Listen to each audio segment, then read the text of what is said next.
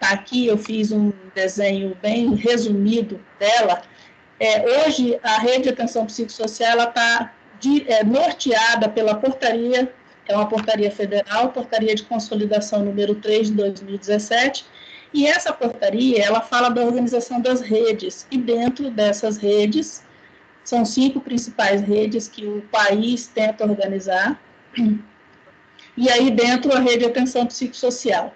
Dentro dessa rede, os pontos de atenção são distribuídos nesses 7 componentes, né, de uma rede de atenção. A rede de atenção, a componente da atenção básica, o componente da atenção psicossocial estratégica, né, ou especializada, a atenção urgência e emergência, a atenção residencial de caráter transitório, a atenção hospitalar e a estratégia de desinstitucionalização e as estratégias de...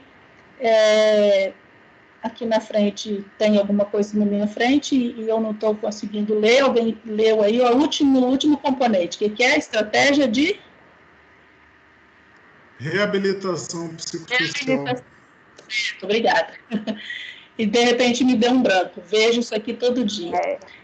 Aqui, eu estou mostrando o que a gente tem no Estado. Né? Dentro do componente da atenção básica, o Estado tem uma cobertura de unidades básicas de saúde de 77%. É o Estado. Sendo alguns municípios com 100% de cobertura e municípios grandes, como Cuiabá, Várzea Grande, Rondonópolis, Sinop, fica com uma dificuldade para atingir a cobertura de 100% por conta da população. O cálculo é feito baseado na população. E a população muito grande não consegue cobrir. Mas, para vocês terem uma ideia, Cuiabá tem uma cobertura aí de uns 42%, 44%. Várzea Grande por aí também. E assim vai. Né? Os NASFs estão num processo de mudança. Não sei se vocês estão acompanhando, mas nesse governo, os núcleos de apoio à saúde da família têm sido desacreditados, desestimulados, e não tem mais financiamento para ele. Então, está em processo de mudança. Tem 2 consultórios na rua, no estado inteiro, um em Cuiabá e um em Várzea Grande, sede de convivência e cultura, que era para ter, a gente não tem. Nós temos 43 CAPs no estado inteiro, tem ambulatórios de saúde mental em Cuiabá, Várzea Grande, Rondonópolis, Cáceres e Barra do Garça, e a EAP, que é um serviço de apoio psicossocial para medidas de segurança. É uma equipe, isso é novo assim, de uns 4 anos, foi em 2015 que começou, 5 anos, é uma equipe de apoio àquelas pessoas em medidas de segurança, né? O que é? São essas pessoas, aquelas pessoas que foram presas, estão em conflito com a lei, mas eles têm transtornos mentais. Então, essa equipe é responsável por fazer a transição, né, desse momento que ele está lá com o juiz, recebendo lá não é pena, porque eles não são julgados, né, eles não sofrem pena por isso, mas hoje eles ficam dentro da unidade 2 do Adalto Botelho, que é uma unidade de saúde que fica dentro do presídio Pascoal Ramos. Essa EAP é uma equipe responsável de tirar eles desse confinamento e trazer para o meio social.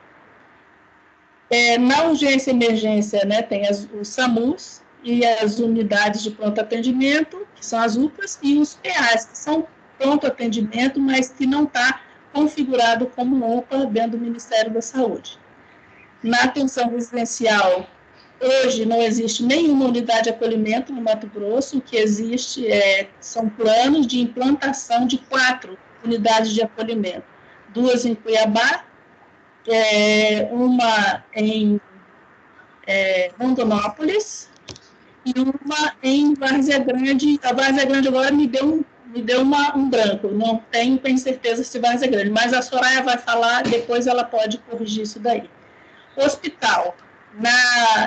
Dentro da rede de atenção psicossocial, que se preconiza essa portaria, que a gente tenha leitos de saúde mental em hospitais gerais, e que os hospitais psiquiátricos sejam os que existem, podem continuar existindo, e não é possível criar mais novos, E em Mato Grosso nós temos esses dois, que é o Adalto Botelho, né, aqui em Cuiabá, e o Hospital Paulo de Tarso, lá em Rondonópolis.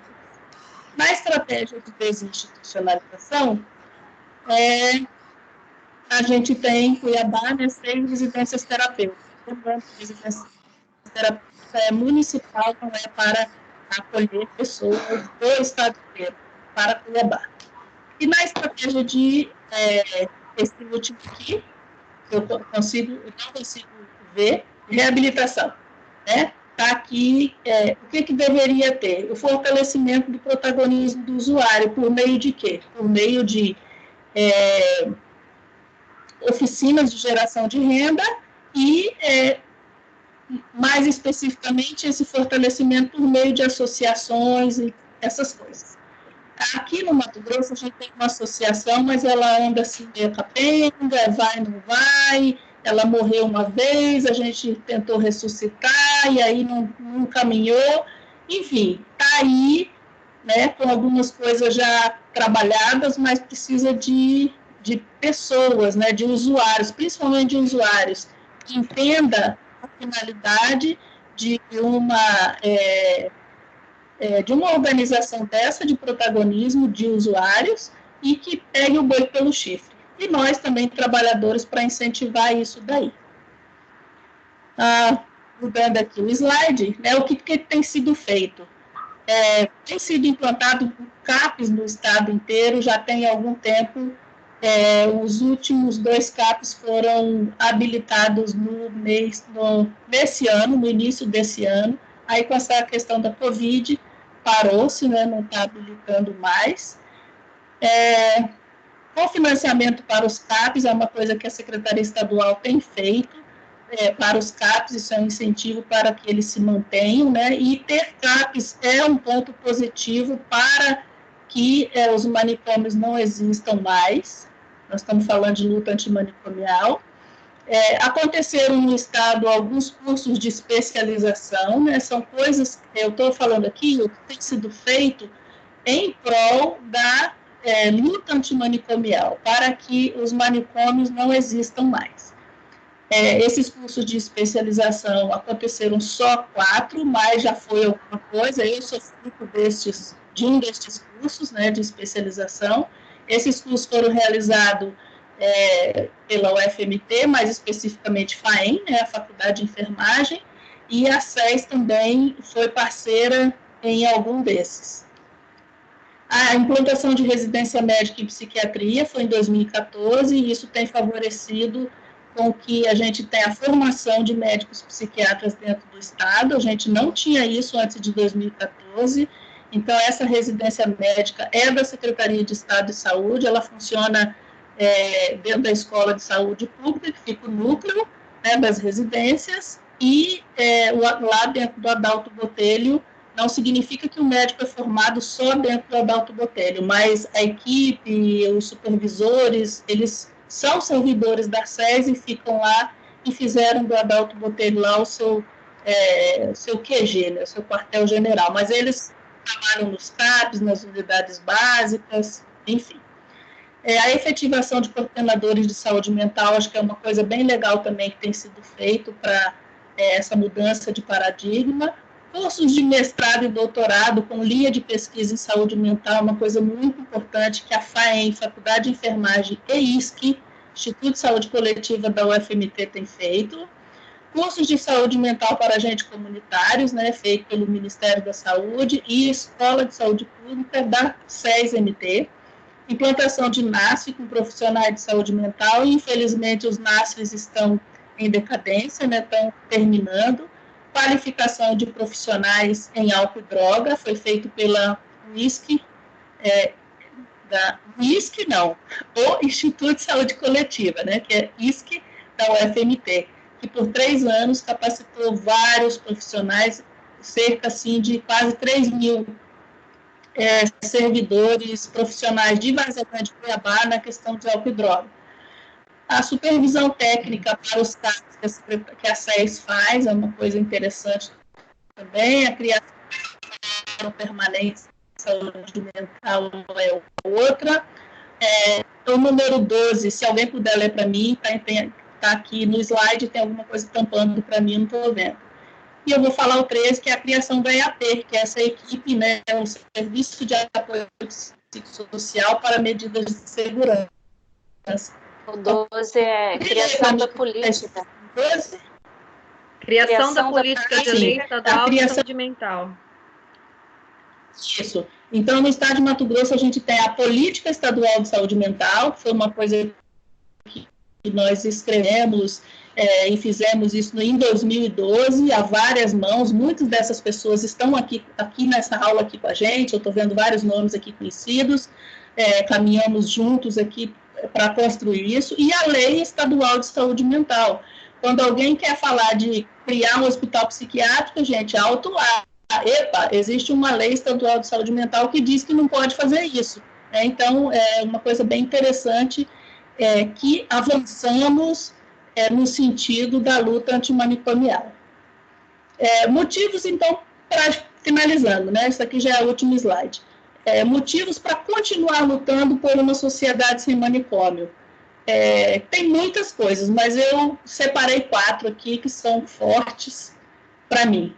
A existência, né, de todos os pontos de atenção da RAPS. Se eu voltar lá naquele segundo slide, ver todos aqueles componentes com cada ponto de atenção que é necessário, se a gente conseguir colocar todos os pontos de atenção de cada componente, como o Centro de Convivência e Cultura em Saúde Mental, que fica no componente da atenção básica, né? É um sonho que a gente tem aqui em Cuiabá, no Mato Grosso, esse centro de convivência seria importantíssimo.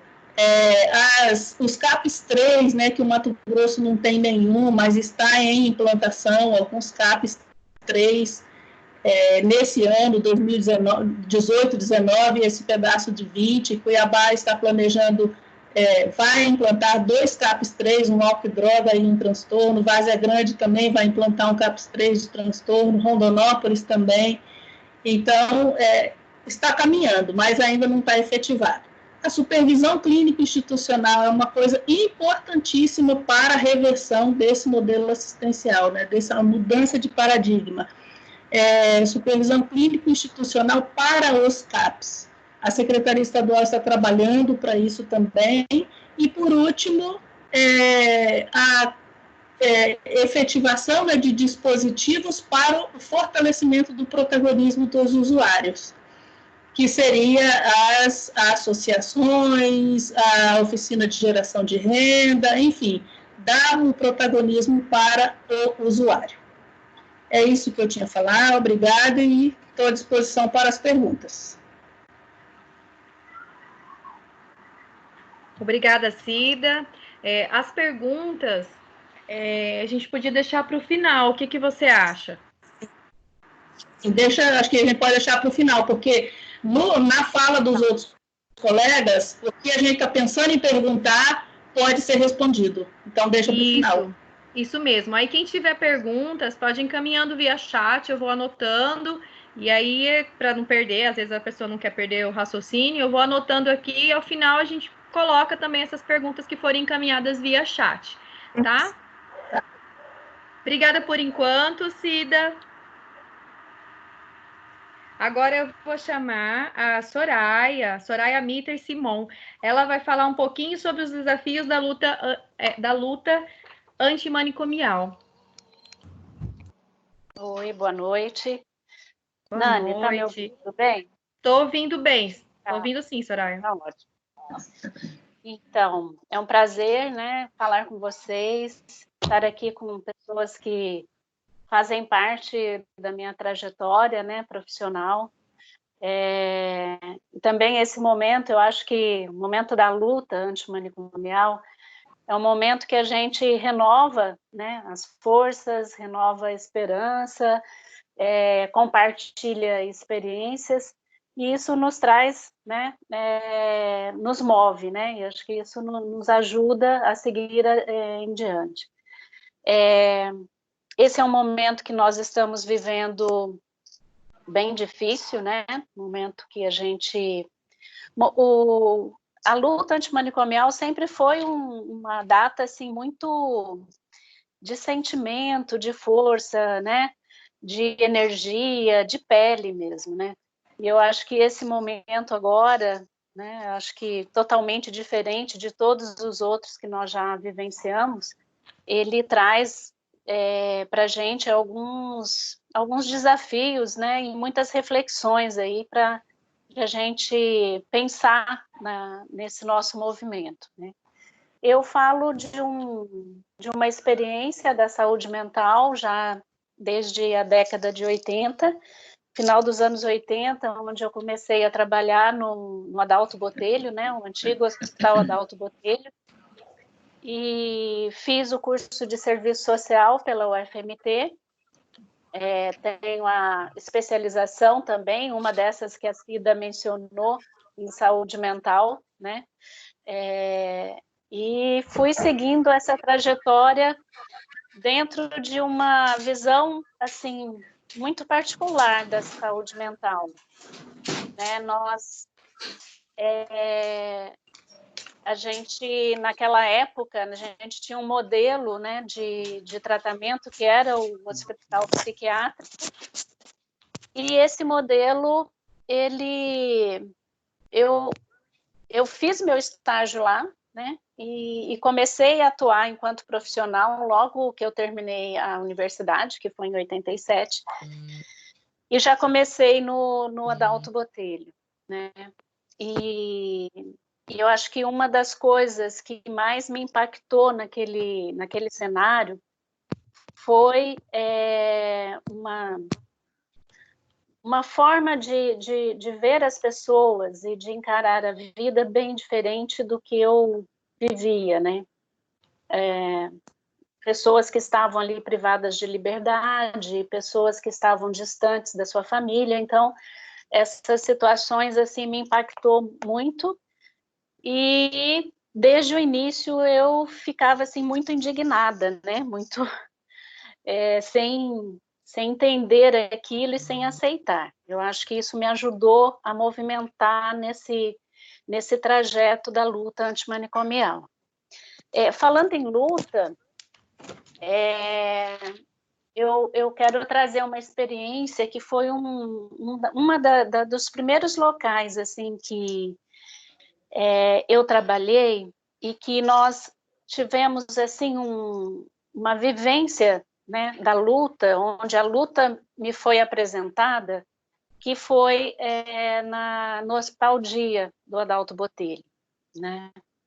O Hospital Dia, eu acho que foi assim uma das primeiras instituições, se não me falha a memória, né, que começou mesmo a fazer um movimento da luta antimanicomial aqui em Cuiabá, né? A gente saía, era tudo novo para nós, a gente não sabia muito bem lidar com o paciente naquela liberdade, né? Muitos diziam que nós éramos loucos por, né, ter um portão aberto, perto da Fernando Correia, e a gente fazia realmente saúde mental desde aquele tempo, né? E ali nós aprendemos as oficinas, integramos pessoas que moravam ali próximo do São Gonçalo Beira Rio, fizemos grupos de Siriri que se apresentaram em estádio, em outros estados, grupo formado por usuários, né? A gente fazia muita coisa legal. A gente ia para a rua, ia para a praça no dia da luta, né? Alguns outros grupos que faziam parte também, mas de hospital, né, manicomial, também ficavam do nosso lado e vivia aquele confronto. Então, eu penso que assim, muita coisa ali que a Cida coloca foi tudo em cima de uma grande luta, né, tanto dos profissionais, eu acho que os profissionais são primordiais nesse processo, né, como também dos usuários. Eu acho que nós começamos a ampliar a participação dos usuários nesse contexto da luta antimanicomial, e aí sim que a luta se fortalece, né?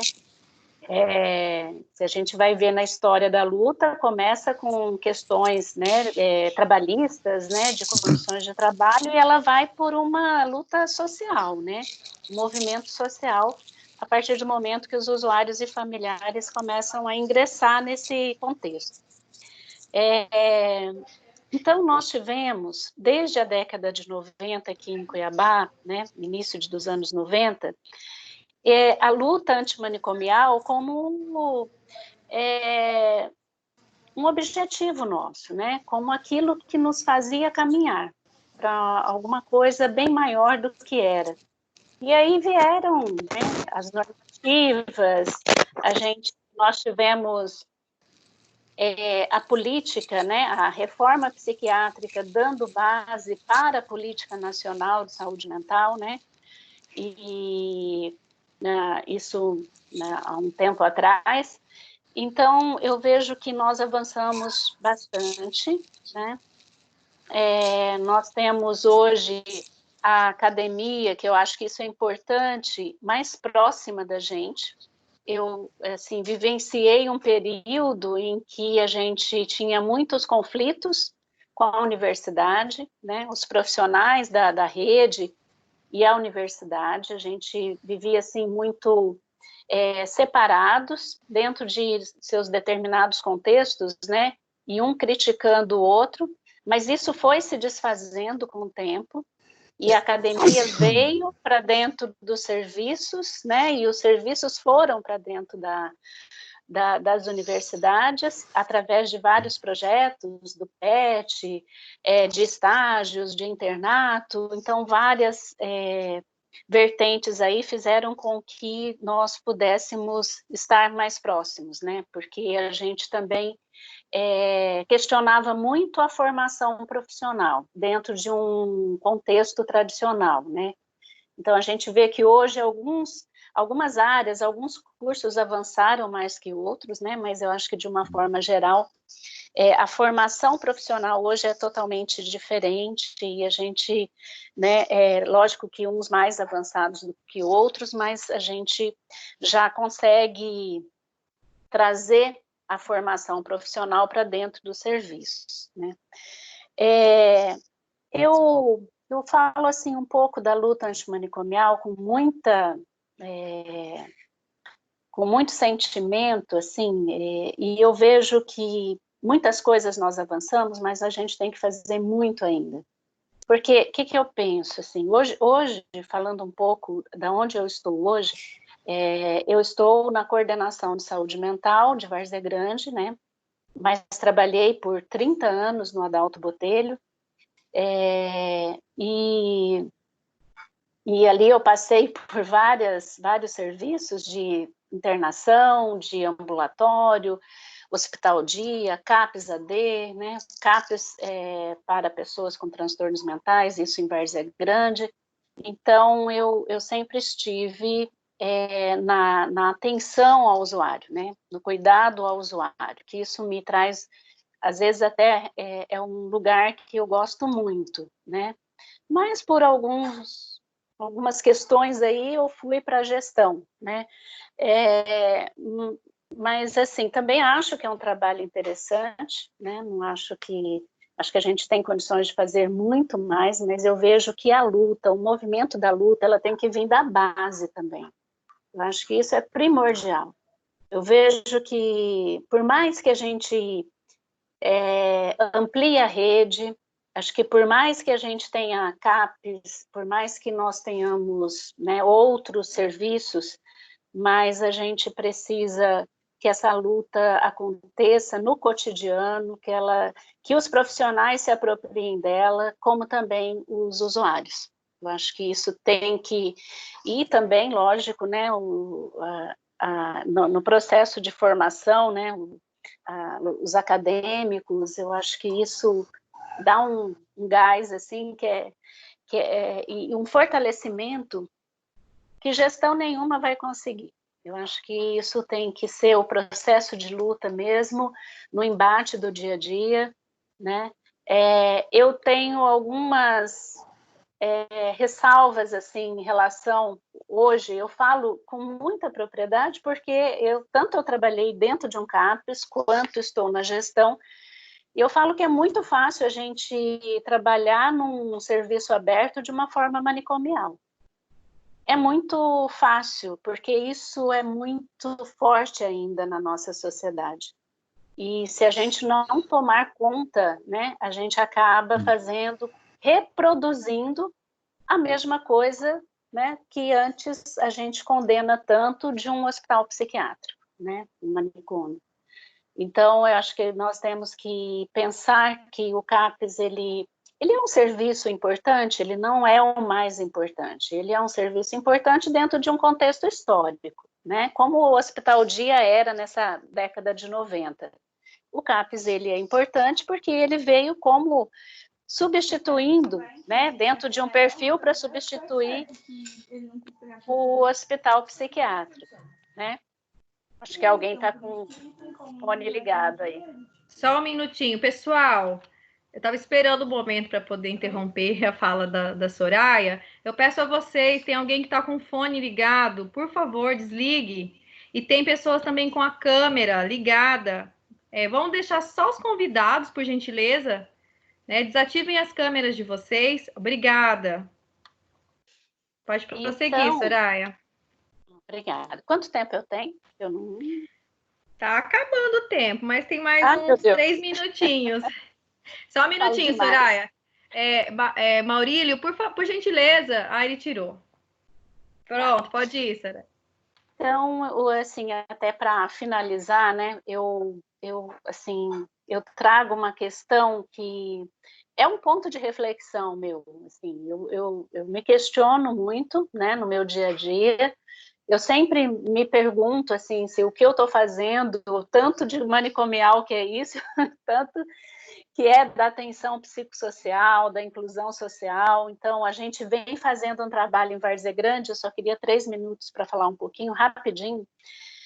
É um trabalho, assim, que eu acho que nós ganhamos na questão da intersetorialidade, né? Acho que nós começamos a ir para além da questão da área da saúde, nós começamos a dialogar com a assistência social, com o Ministério Público, muito importante isso, com a educação, né?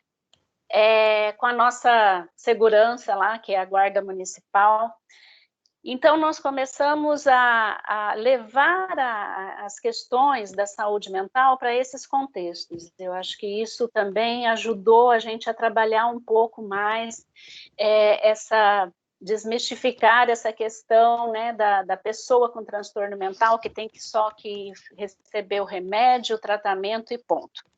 Então, acho que isso também a gente pode dialogar um pouco mais. A gente tem grandes desafios na saúde, eu acho que um deles é a questão da atenção primária, é primordial isso, né? A saúde mental sendo, né, a atenção primária articulando as ações de saúde mental dentro do município. Eu acho que isso a gente está um pouco longe, distante ainda, a gente tem que repensar algumas estratégias, e os profissionais da própria saúde mental que tem que ser protagonista também, né? Todos, a gente fala de usuários, mas às vezes nem o próprio profissional, na sua luta diária, se vê como protagonista. E trabalhar o protagonismo, né, é importante para que o usuário também seja o seu protagonista.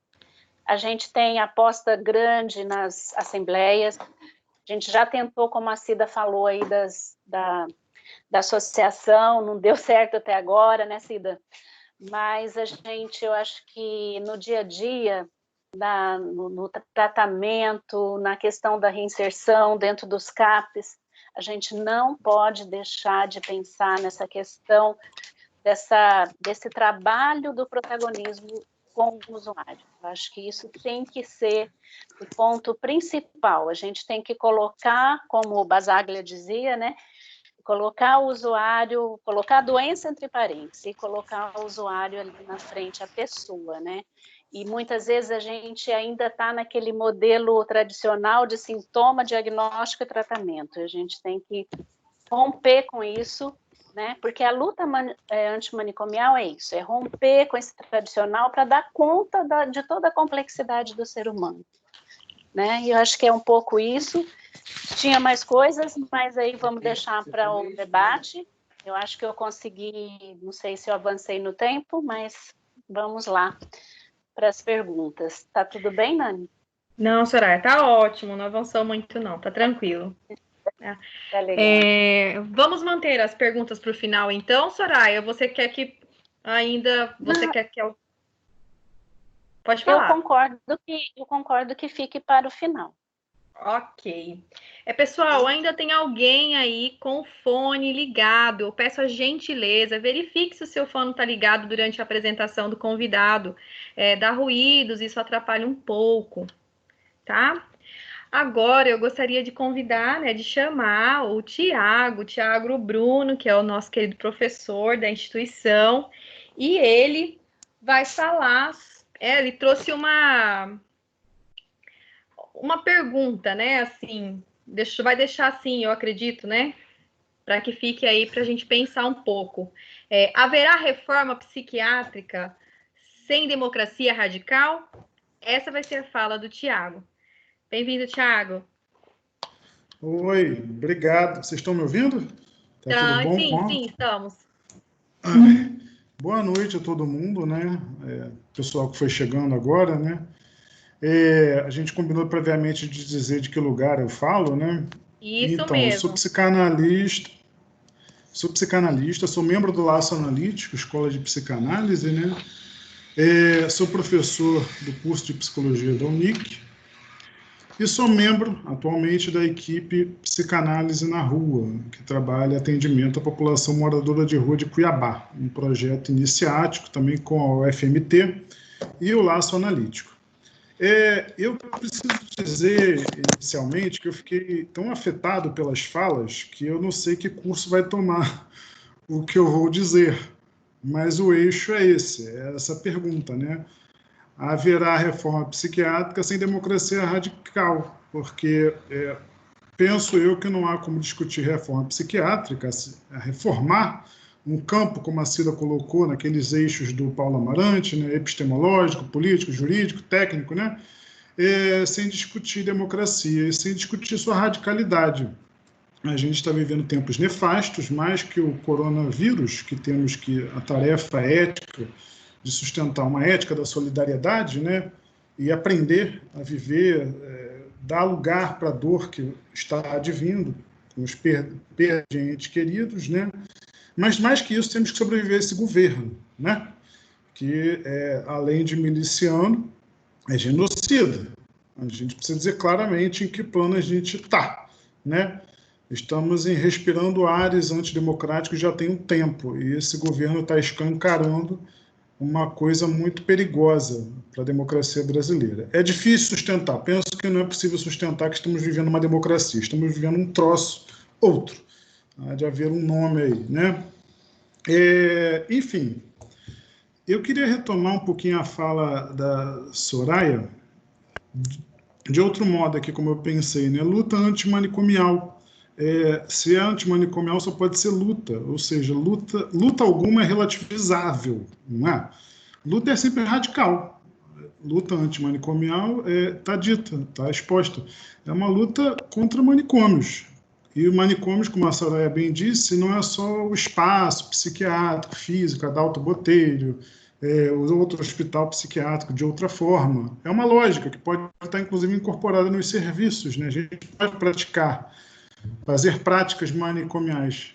Não me dá um help aí com esse povo que está entrando, porque você adiciona o pessoal. Tá? Estou aqui no suporte, tranquilo. Senão eu perco. Obrigado. Tá bom, nada.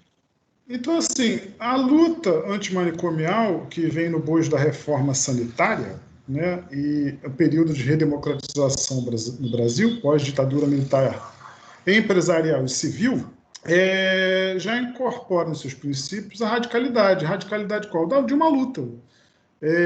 Não é ponto pacífico, é luta, é tensão, né? Mas é uma tensão peculiar, porque ela é democrática. A gente precisa entrar em acordo, tem que ter um pacto conceitual aqui, né, epistêmico, para resgatar o Paulo Amarante, né, Cida? O que é democracia, né, gente? Poder popular, poder distribuído pela cidade, não existirá um poder soberano, não existirá um poder absoluto. Até a década de 40, 50, no Brasil, até mais à frente, não era impossível que cada um de nós, surtando no meio da rua, padecendo de algum sofrimento subjetivo na rua, em casa, que o Estado tivesse plena autoridade e poder para sequestrá-lo, não é?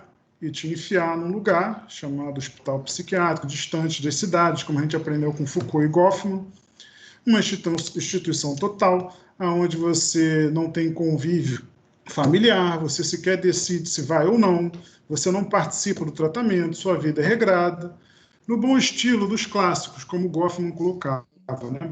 A reforma psiquiátrica brasileira, ela é herdeira da experiência democrática italiana, né?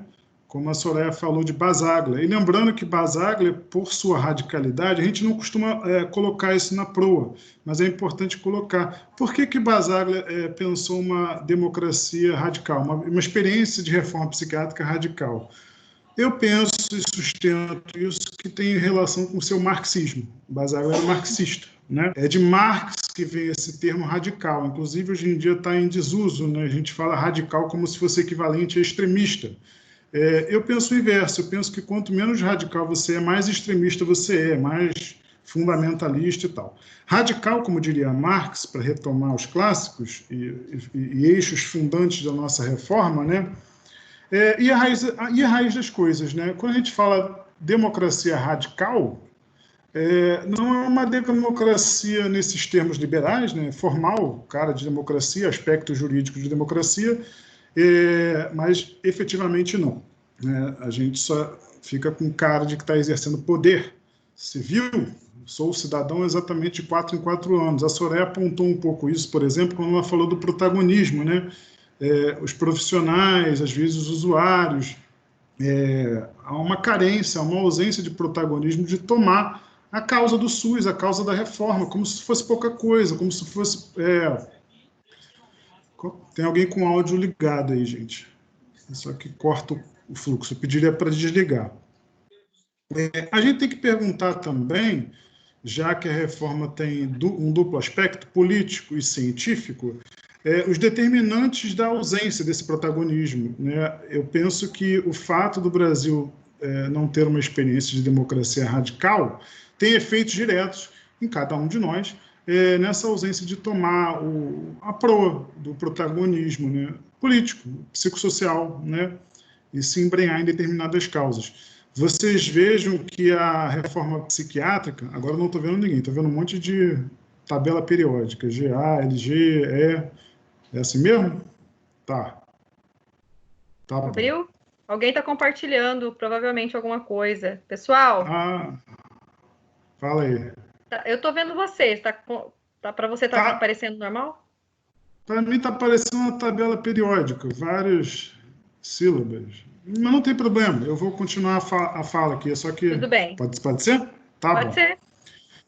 A reforma psiquiátrica, portanto, ela tem um duplo aspecto. A gente usava mais esse termo antigamente, está em desuso, hoje tem que resgatar, porque são princípios fundadores dela, né? Esses duplos níveis, político e clínico. Político por quê? Porque ou é democracia radical ou não é nenhuma, né? E só há clínica num espaço libertário, democrático. E essa democracia não pode ser essa formal, liberal, burguesa, onde é só na forma, mas não de sua estrutura. Eu queria dizer outra coisa sobre a luta antimanicomial, que parece também não muito óbvia. Ela, inevitavelmente, ela se alia a qualquer modalidade de luta, movimento psicossocial, que tenha como causa interpelar um poder total, né? Quando eu disse que o cidadão brasileiro agora tem o direito, com a reforma psiquiátrica, de não porque padece de uma questão subjetiva, ser sequestrado e parar no manicômio, ficar lá 30, 50, 10 anos, a luta antimanicomial, ela inevitavelmente ela é solidária do movimento de luta antirracista, anticolonial, antimachista, né? ela se solidariza e ela incorpora em seu eixo, por ser democrática, toda a luta pró-democracia, inevitavelmente, por sua radicalidade. Tá? O outro eixo que eu ia falar é o seu aspecto clínico. A gente já tem uma bagagem inenarrável de produções científicas, não só no campo da academia, diria eu. Eu penso, enfim, eu não disse isso, mas eu trabalhei em CAPSI, trabalhei em CAPS AD, trabalhei em CAPS e numa clínica de saúde mental ainda no tempo da faculdade. Óbvio, tem o campo de pesquisa acadêmico, mas assim, qualquer profissional de CAPS, inevitavelmente, está implicado no campo clínico. Ou seja, a produção de saber numa equipe de CAPS, e é riquíssimo, né? A gente participa de uma discussão de caso, no CAPS a gente inventa 1001 modos de acompanhar determinado caso, né? Os casos aparecem na sua pureza, na sua crueza, e a gente encontra variabilidades de modalidades para atender, acompanhar aquele caso. Então, assim, no interior das equipes há uma produção de conhecimento inenarrável. Ela, inclusive, quando eu era do CAPS, a gente conversava, a gente tem que escrever sobre o que a gente está fazendo, a gente tem que escrever sobre o caso que a gente atendeu, que percurso que teve, né? Nesse interim de mais de 30 anos de prática de atenção psicossocial, um pouco antes até mesmo da lei 2001, de 10.216, a gente tem alguns pontos que eu coloquei aqui, onde inaugura um certo debate científico e clínico, que a reforma psiquiátrica trouxe para a gente. Eu vou passar rapidamente por alguns. Por exemplo, esse diagnóstico de dependência química, né? Ele permite, a partir da clínica, inclusive no Psicanálise na Rua a gente verifica isso, a interpelar o que se trata, a ponto de a gente pensar que o diagnóstico de dependência química é impróprio para dizer o fenômeno que está em jogo ali. Nos parece que ela se trata de uma compulsão e merece entrar na categoria de outras compulsões e não de uma categoria extra chamada dependência química, né? Esse é o primeiro ponto. Eu não vou adentrar profundamente sobre isso, a gente pode entrar no debate. Outro é um avanço inacreditável na clínica das psicoses. Eu falo de esquizofrenia, paranoia, mania, melancolia e autismos, né? Na clínica do autismo, por exemplo, mas isso se estende às outras psicoses, há um debate muito interessante que a reforma psiquiátrica e a atenção psicossocial permite sustentar, que é interrogar e retirar. Olha que é uma audácia, né, fazer isso.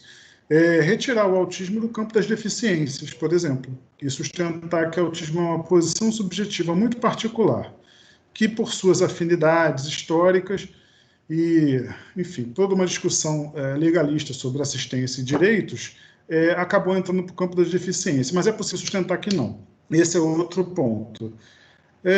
A interrogação do uso exclusivo de ECTs, eletroconvulsoterapia, né, para casos. Eu tive uma discussão uns anos atrás com uma colega psiquiatra do Rio, de um CAPS 3, quando o governo Temer tentou dar um golpe na reforma, não bastava o outro golpe, né? A sequência desse do golpe, né? Quando lançou aquela nota técnica de incentivo a manicômios, né? Eu esqueci o número da nota técnica, depois vocês podem me ajudar. E investimento em aparelhos de eletroconvulsoterapia. E a discussão ficou perdida, não houve debate sobre isso. Enfim, foi um montante de dinheiro na compra disso, sendo que no Brasil jamais deixou de se fazer eletroconvulsoterapia, né? São feitos em hospitais universitários, e isso no sentido que eu estava falando de uma democracia radical, porque se a eletroconvulsoterapia ela é esboroada, se ela é ampliada, enfim, qualquer um pode praticar, como se você fosse no McDonald's, eu estou mal, quero uma eletroconvulsoterapia, que essa era a proposta no governo Temer, não estaria completamente fora e referida do campo científico, né? Qualquer um poderia fazer. A gente não sabe que existe, por exemplo, uma hipermedicalização absurda e absal na cultura brasileira, mas não só nela. Ou seja, você está passando mal, você vai lá e arruma um Rivotril, arruma uma risperidona, não sei o quê, fica avulso, quando é que para de tomar, não tem essa discussão. Paulo Amarante, que a Cida falou, é um dos poucos psiquiatras aqui no Brasil que eu vejo discutindo, trazendo a pauta da desmedicalização. Acho que é um ponto que a gente precisa retomar urgentemente, porque a nossa cultura ela adora ilicitar determinadas drogas para legalizar outras, né? Mas tem todo um percurso para essas drogas legalizadas. Mas a questão do ECT, para não fugir do que eu vinha falando, é o seguinte: eu tive várias experiências de casos meus em CAPCI e no CAPS, aonde pacientes em estado de catatonia, que é um estado pouco comum, mas de algumas psicoses desencadeadas, aonde os pacientes saíram do estado sem necessidade nenhuma de eletroconvulsoterapia. Essa discussão não entrou no campo na política que o Temer estava propondo, enfim, o governo recente também está retomando esse ponto. É porque eu preciso dizer uma coisa: está havendo uma ingerência na Coordenação Nacional de Saúde Mental, né? A gente tem atualmente na Coordenação de Saúde Mental, já tem uns anos, já alguém que não tem nada a ver com a reforma psiquiátrica, está super interessado em interesses privados, de capital, e que se lasque, né? Vamos voltar com os manicômios e tal. Então, assim, é preciso dizer, é um escalabro. Além de ministro da Saúde que a gente não tem, né? Tá essa ingerência, essa coisa aloprada e canalha, e genocida, por assim dizer. Mas, assim, na Coordenação de Saúde Mental, a gente tem alguém que não é da reforma psiquiátrica, isso é um grande problema. Quando a gente participou da luta fora Valêncios, não foi o nosso grito que retirou ele de lá. É importante dizer isso. Ou seja, já não respiravam os ares democráticos, já tinha um tempo. Tá? Com relação ao ECT, portanto, vem um financiamento através de uma nota técnica sem debate, portanto, fora do campo clínico, fora do campo científico. Quando a gente tem demonstração empírica, para dizer esse termo, nos CAPs, de que pacientes que seriam especificados para eletroconvulsoterapia passaram por eles através do tratamento psicossocial, ou seja, dispensaram a eletroconvulsoterapia. Isso é um escândalo, porque isso é um fato científico, né? A gente está vivendo em tempos de terraplanistas, onde a ciência está degradada, mas a gente tem que retomar os nossos fundamentos, né? A democracia é radical na reforma, não é relativizável. Isso para dizer o quê? O último fato científico que eu vou colocar é o seguinte, e demonstrado não só por historiadores, mas por todos os profissionais que praticam, exercem esse campo de prática chamada atenção psicossocial, que é o seguinte: não existe uma correlação entre sociedade e manicômio, ou seja, não existe uma estrutura de forças que postule, que nos permita sustentar cientificamente que para uma sociedade há necessidade de um manicômio. Ou seja, manicômios cientificamente não são necessários. Tá?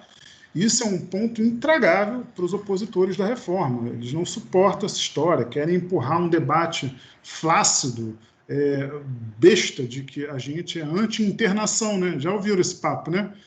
Antimanicomial, anti-internação. Falso, está na política. 10.216 está lá, 3 modalidades de internação: involuntária, compulsória e voluntária. Eu já participei de internações involuntárias, aonde foi trabalhado com o caso, com o meu paciente. Fulano, você vai internado porque não há outro acordo. É isso ou o pior. E o pior não dá. Enfim, é outra modalidade de internação, né? Eu chamava de internação psicossocial, para fazer oposição à internação manicomial, né? Que era aquele sequestro, entendem? Isso é insuportável, né? Para essa turma que detém poder político, mas não científico, né? Querem sustentar terra plana, não sei o quê, enfim. Mas tem poder político atualmente, né? E um poder político antidemocrático, além de genocida. Mas é insustentável, é insuportável para essa turma o fato de a ciência, cientificamente, a reforma psiquiátrica colocou que manicômios não são necessários, não são um dado da natureza, é uma contingência política, histórica, social, diz respeito a um processo de segregação, e isso é insustentável para essa turma e para o nosso atual coordenador nacional de saúde mental. Tá? Portanto, é uma articulação, né? Para ver reforma psiquiátrica, só se ela for radical. Só a reforma do campo psiquiátrico, e a Soraya falou isso, né? Reforma dos outros campos também, né? Psicológico, serviço social, enfermagem, técnico de enfermagem. todo mundo que sai da faculdade, tem a experiência de um CAPS, vê a sua formação colidir, não é? Fica surpreso, o que faz? Como é que é isso? Ninguém me falou disso. Foi se montando um campo, como a Soraya falou, acadêmico, de formação para isso, porque era uma coisa inédita, e é por sua radicalidade que a luta antimanicomial se coloca. Acho que eu falei, tá no tempo? Como é que tá, Anônimo? Eu não sei quanto tempo eu falei. Já foi o tempo, mas se você tiver alguma coisa aí para finalizar, pode continuar. Não, eu vou então finalizar, passar a fala à Larissa e a gente volta para o debate, tá? É só isso. A democracia, ela põe uma interdição em qualquer poder absoluto que se exerce na vida dos seus cidadãos. É por isso que só pode ser radical, não pode ser relativizável, nem relativizada, tá? E só há clínica, só há ciência se essa democracia está posta, tá bom? Obrigado. Vamos lá para a fala da Larissa. E a gente volta para o debate. Isso mesmo. Larissa, está ouvindo? Estou ouvindo. Vocês me escutam? Sim, escutamos sim. A professora doutora Larissa Rézio, ela vai falar sobre os cuidados à saúde mental no contexto da pandemia. Seja bem-vinda, Larissa.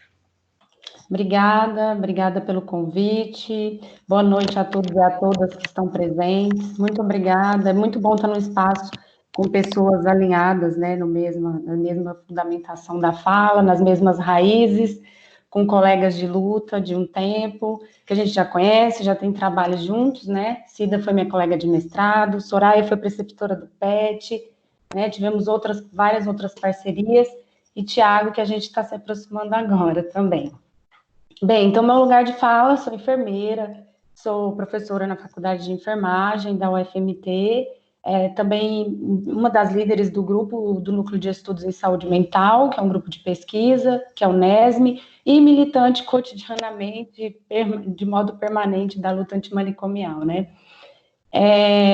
Bem, eu acho que é muito legal o que a Soraya falou do protagonismo da estratégia de saúde da família, da atenção primária, né, na RAPS, e aí falou do PET também como uma importante ferramenta. Então, hoje o PET ele está localizado na atenção primária à saúde, dentro da estratégia de saúde da família, então teve um momento que ele esteve nos CAPs, e hoje ele está focado na atenção primária.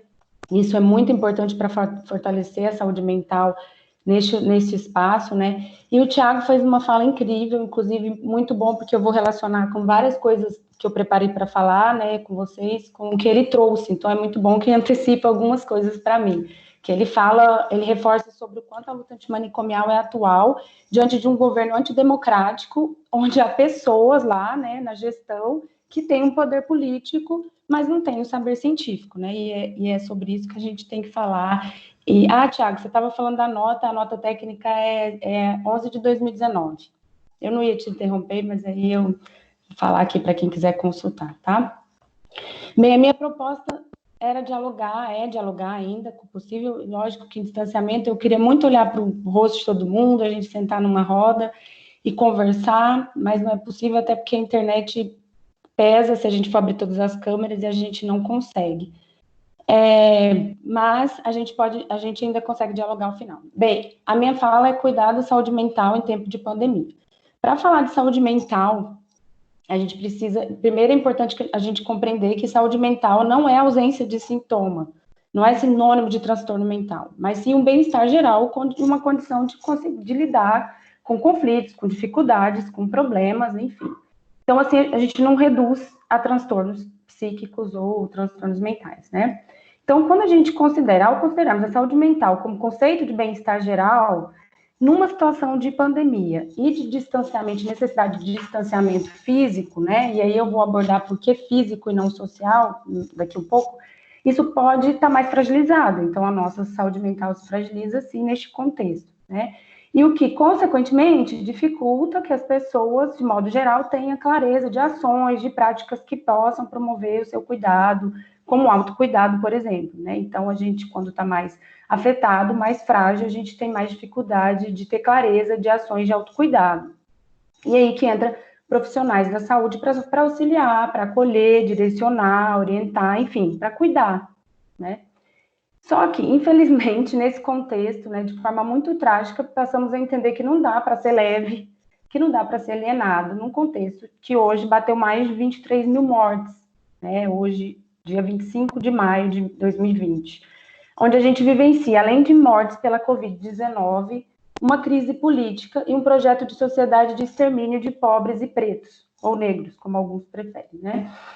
A Organização Mundial de Saúde, no seu Manual de Primeiros Cuidados Psicológicos em Situação de Pandemia, este é o título para quem quiser procurar, ela já antecipa que é esperado que pessoas se afetem em situação de pandemia. Então, a Organização Mundial de Saúde, ela já fala que é uma previsão de que em qualquer situação de pandemia as pessoas vão se afetar e vão, de alguma forma, emocionalmente. Então, elas podem apresentar diversos sintomas. Como tristeza, ansiedade, angústia, enfim, vou falar um pouquinho também. Neste manual também, em outras publicações, a Organização Mundial de Saúde, ela fala que 1/3 da população, até metade, tem potencial de desenvolver algum tipo de transtorno mental ou sofrimento mental, né, caso não tenha sido feita uma primeira intervenção nas 3 primeiros meses de pandemia, um cuidado, um acolhimento, tá?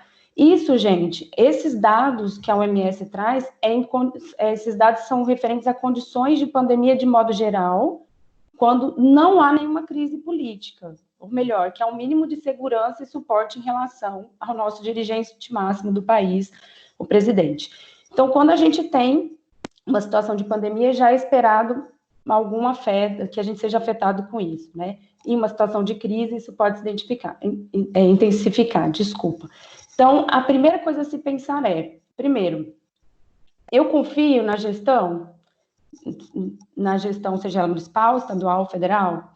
Eu tenho acesso às ferramentas, né, que me dê suporte emocional para isso, ou um conhecimento de autocuidado, um direcionamento? Se a resposta, assim, for sim, ou seja, eu confio e tenho acesso, eu confio no nosso gestor máximo, né, na gestão nacional, e tenho acesso a ferramentas de cuidado, eu tenho mais possibilidade de estabilidade emocional e de diminuir impactos psicossociais na saúde mental, na atenção psicossocial, né? Porém, num contexto de necropolítica, de uma política que é voltada para eliminação e extermínio, onde a gente tem um presidente que é contra o isolamento, né, que tem uma fala totalmente superficial, reducionista e fascista, onde ele desdenha da morte das pessoas, onde a gente teve também a demissão de 2 ministros, né, que só porque eles atendiam os preceitos da Organização Mundial de Saúde, onde a gente tem falas violentas, intransigentes, enfim, né, como o Thiago já falou muito sobre isso, reforçando muito o que o Thiago já trouxe, a gente pode e deve relacionar todas essas práticas e atitudes dessa pessoa, desse governante, com as práticas manicomiais. E não é à toa que a Brasme, esse ano, teve como frase de abertura para a luta antimanicomial: afaste esse cálice de mim, no sentido de calar-se. Então, vejam como tudo está relacionado, né? Quando a gente fala em romper com os manicômios, não se trata de restringir as estruturas físicas, mas também os manicômios mentais, os manicômios instituídos nas nossas práticas e atitudes, que estão em todos os serviços, mas que também estão na fala, no trabalho, na família ou em qualquer espaço, né? E aí, inclusive, de governantes. E aí o Basaglia, trazendo Basaglia mais uma vez, né, como os outros colegas, ele dizia lá naquela época, quando ele iniciou o movimento na Itália, em Trieste, pensava-se que o manicômio era indestrutível. Vou ler esse trecho para vocês, tá? Pensava-se que o manicômio era indestrutível. E nós estamos provando que não. Entretanto, sabemos que mais adiante pode retornar sob novas formas e figuras. Tudo isso faz parte dos riscos da luta, né? E assim é o que a gente está vendo. Então, o manicômio não necessariamente ele retorna como uma estrutura materializada em muros, manicômios. Claro que a gente luta contra essas estruturas, claro que a gente precisa lutar contra os manicômios instituídos por meio de organizações e serviços, mas a gente também precisa lutar contra as práticas manicomiais que pertencem e estão localizadas em qualquer espaço, inclusive dentro da família ou em qualquer outra organização. E a minha orientadora do mestrado, a professora Alice, que inclusive é fundadora do NESM, ela inclusive fala que, sempre falou isso, né, que o manicômio ele simboliza qualquer processo que tenta padronizar as pessoas, né, então é uma forma de exclusão. E se a gente voltar na Carta de Bauru, dos profissionais de saúde mental naquela época, né, que é o Manifesto de Bauru, que foi uma carta que foi resultado do Congresso Nacional dos Trabalhadores de Saúde Mental, há muito claro lá naquela carta o quanto o manicômio é a expressão total de uma estrutura opressora. E aí a gente precisa voltar na essência da luta, na essência da reforma, né, na essência desse movimento que em alguns momentos se perdeu. Porque a luta antimanicomial, atualmente, além dos muros, ela precisa resgatar aquilo que foi escrito lá na Carta de Bauru.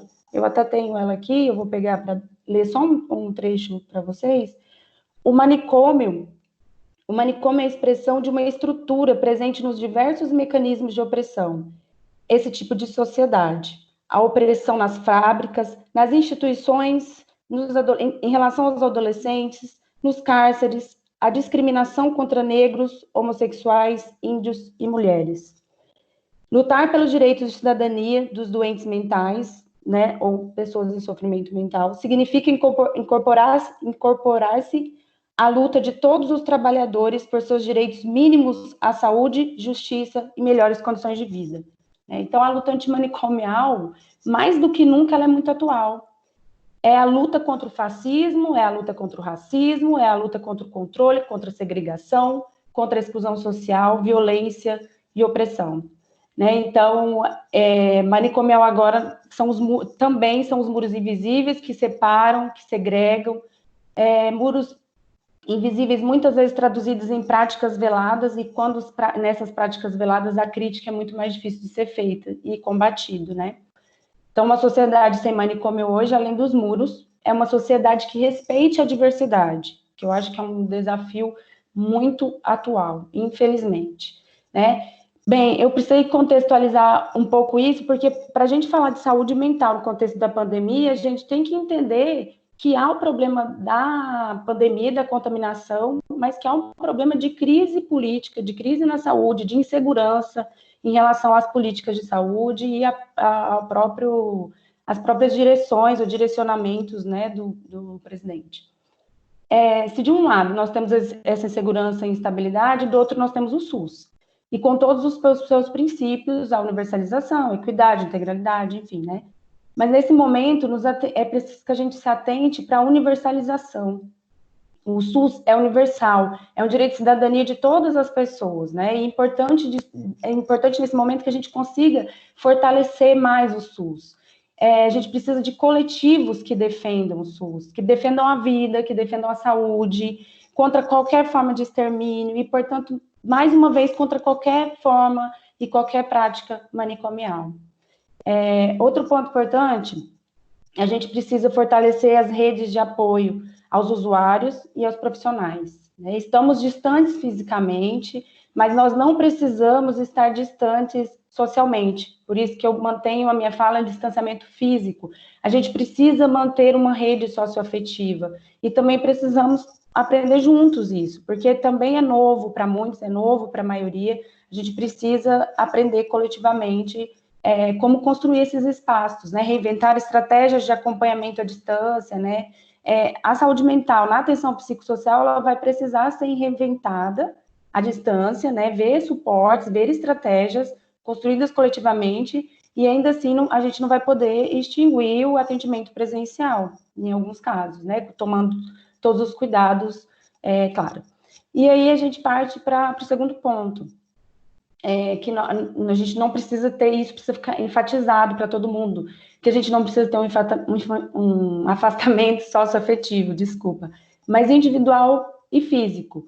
E aí a necessidade de prover cuidado em saúde mental logo na primeira fase, e ainda no início da pandemia, e nós estamos falando dessa fase agora. Então, por que a gente precisa prover esse cuidado de saúde mental logo na primeira fase? Porque é na primeira fase que a gente consegue diminuir os impactos a médio e longo prazo em saúde mental e ajudar a população a compreender melhor, né, elaborar essas reações dela como ansiedade, medo, tristeza, que são esperadas como neste caso de pandemia ou um evento em comum. E quais são essas reações mais frequentes? Bem, eu estou participando de uma pesquisa nacional de saúde mental e Covid-19, onde participam 10 universidades públicas do Brasil. E assim como os estudos da China ou da própria OMS, a resposta, ela vem ao encontro, elas parecem, né? Os sentimentos que as pessoas vivenciam nesse momento. Então, medo de adoecer, medo de morrer, medo de perder as pessoas próximas, medo do futuro, de não poder trabalhar, de ser excluído, né? Principalmente os profissionais da saúde, medo de transmitir o vírus, sensações de impotência, irritabilidade, tristeza, medo, distúrbios no apetite, insônia, enfim, todas essas reações que a OMS coloca como esperadas, ela também está aparecendo neste estudo. E aí, a gente entende que a gente precisa ajudar as pessoas a entender o que você está passando, para que todos consigamos juntos nos organizarmos em uma estrutura emocional de enfrentamento para isso, né? E aí, o que a gente recomenda?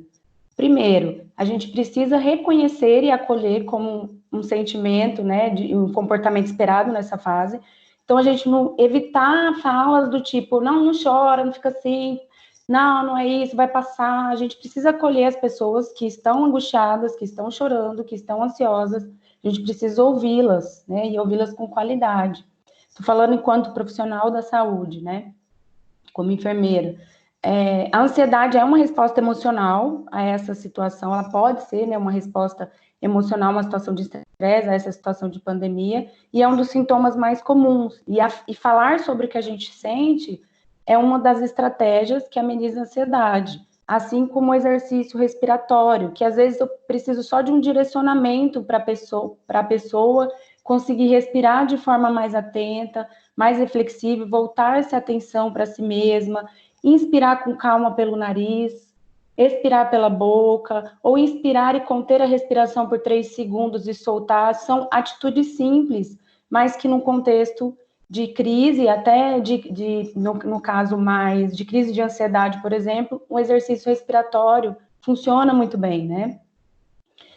Então, a primeira orientação de cuidar da saúde mental nessa situação, não sei se, não necessariamente, né, da Covid, mas de qualquer situação de pandemia, é parar de buscar informação em excesso, né? A gente tem que afastar um pouco, escolher o momento do dia para buscar essas informações, escolher fontes confiáveis, não acreditar em tudo que lê em tempo de fake news. Então, a gente precisa escolher uma fonte. Eu vou escolher a Organização Mundial de Saúde, então eu vou buscar as informações na Organização Mundial de Saúde, ou em alguma plataforma, ou em algum site de alguma universidade, né? Então, a gente precisa escolher um lugar e se atualizar. E não ficar o tempo inteiro lendo sobre aquela situação. Tem muitos artigos chineses já publicados, né, sobre a Covid-19 que identificaram que a relação sensação de confiança nas informações oferecidas, ela é um dos primeiros passos para amenizar sintomas de ansiedade. Então, procurar, né, e escolher informação em organizações que você confia. Isso já ameniza sintomas de medo, de ansiedade, porque diminui também a dúvida em relação ao que você está lendo. A gente precisa separar e lembrar-se daquilo que a gente pode controlar e do que a gente não pode controlar. Então, o que eu posso controlar? A higienização das minhas mãos, o distanciamento físico, cuidado ao entrar em casa, ficar em casa se eu puder, então fique em casa. Se eu precisar sair, cuidado ao entrar em casa com a higienização das compras de mercado, de produto, tudo que precisar entrar na minha casa. Então, atentar-se para o que eu posso controlar, né? O contexto que eu estou. Então, olhar para isso e não para o contexto nacional ou mundial, que é algo que eu não posso controlar. A gente precisa também, outra orientação, se conectar com as pessoas, né? E aí, mesmo se não, você mora sozinha, usar o celular para conectar, para falar, para conversar, ou se você mora com alguém, valorizar esse tempo de qualidade, conversar, dialogar com as pessoas que moram com você, né? E falar sobre sentimentos e emoções. Então, quando a gente fala o que a gente sente, o nosso corpo não fala menos, tem menos possibilidade de falar adoecendo. Então, falar e verbalizar é uma forma de amenizar sintomas de angústia, tristeza, ansiedade. Ah, mas eu não consigo falar, mas consegue escrever, então um diário, gravar áudio, tentar entender e falar aquilo que você está sentindo, ameniza um pouco esses sintomas que são esperados, né? E aí, reforçando que a gente precisa do distanciamento físico, mas não o social. Fazer coisas que a gente gosta, então outra orientação é um momento de autoconscientização, de fazer um levantamento de atividades e práticas que eu gosto, como filme, livros, música, jogos, cozinhar, até atualizar a playlist, que está lá um tempão sem atualizar do celular, né? Isso também pode diminuir, acalmar e tentar colocar uma organização no seu dia, como se você estivesse voltando ou tentando estabelecer uma rotina para o seu dia, né? E sem pressão, gente, sem pressão de produzir algo porque o outro está produzindo. Ai, meu Deus, mas a fulana já fez um monte de coisa, já fez curso, já fez isso, já fez aquilo, eu estou aqui, não consigo nem levantar. É lógico que a gente vai avaliar a permanência de sintomas de tristeza, de humor deprimido, precisa avaliar sintomas de ansiedade, a permanência e intensidade de vários sintomas. Mas a gente também não precisa estar na pressão de fazer a mesma coisa que o outro está fazendo, né? A gente tem que lembrar da necessidade de pausa, que a gente precisa de momentos de pausa, seja no trabalho, outro, de um plantão ou de outro, durante o dia. E aí, se eu precisar silenciar o celular, me afastar do celular, fazer a minha pausa. E aí, como eu vou usar essa pausa? Não sei. E aí, é você que vai encontrar o seu melhor jeito. Cada um vai ter a sua estratégia de como aproveitar este momento de pausa, mas sem ter que ocupar todo o tempo. Se eu quiser ficar deitada, eu vou ficar deitada, né? E aí, gente, é importante também a gente não fazer nada, e tudo bem, eu não quero fazer nada, respeitar, hoje eu não quero, hoje eu não dou conta, hoje eu não tenho disponibilidade, e sem cobrança, e tudo bem, né? Até para quem está produzindo em casa, está em teletrabalho, nem sempre vai conseguir render do mesmo jeito. Cada um vai encontrar a sua estratégia, né? E aí entender que a pausa no trabalho, ela também é um ato de autocuidado, né? E essa coisa de, o ócio tem que ser criativo, né? Até o Emicida falou disso recentemente. Não, gente, o ócio não precisa ser criativo. O ócio pode ser um ócio, simplesmente, e ponto, né? Eu estou concluindo um livro que fala exatamente sobre essa necessidade da pausa, um filósofo da hipermodernidade, né, do hiperconsumismo, que é o Byung-Chul Han. Esse livro aqui, eu até falei dele hoje numa palestra na Univag, semana passada, na palestra da Univag. Ele fala no capítulo 5, o nome do livro é Sociedade do Cansaço, tá? E no capítulo 5 ele fala sobre a pedagogia do ver, da necessidade da gente habituar o olho ao descanso, à paciência, a deixar se aproximar de si mesmo e não reagir imediatamente a tudo, né? Ele compara muitas vezes a gente Marisa, com o computador. Oi. Só um minutinho, eu gostaria de você ir finalizando, terminando, porque o nosso tempo já está estendendo um pouquinho mais do combinado. Sim, eu estou concluindo já. Ok. Tá, obrigada. Nada. E aí ele fala esse nosso comportamento positivo de tudo aceitar e de tudo fazer a todo momento, e a gente precisa dessa potência do não agir às vezes, né? De frear e falar, não, eu preciso do momento ali de centrar em mim, de contemplação. Outra orientação é estabelecer uma rotina, então, às vezes, né, um exercício, uma rotina de autocuidado, ela ajuda na sensação de retomada da vida, de retomada de rotina e a sensação de autocontrole, e aí cada um também vai identificar o seu. Se tiver medo, uma orientação que a gente sempre faz é de pensar em outros momentos difíceis que a pessoa já vivenciou e como ela passou por isso, quais estratégias que ela usou para superar, que isso pode ser reaproveitado. Preparar, né, para ter um bom sono, dormir bem. E aí, gente, se as pessoas perceberem que precisam de uma ajuda, que pensam em se machucar, ou tem ideação suicidativa, ou qualquer outro comportamento, que verbalize para alguém, verbalize para vocês. As pessoas precisam ser orientadas a procurar o serviço, a unidade de saúde da família mais próxima, ou até o CVV, que é 188, tá? O número do CVV. Claro, gente, que todas essas orientações que eu falei, elas elas se tornam mais complexas e distantes quando a gente quando consideramos também as desigualdades sociais de acesso à informação e orientação. Então, por isso que a gente precisa da rede de apoio, né?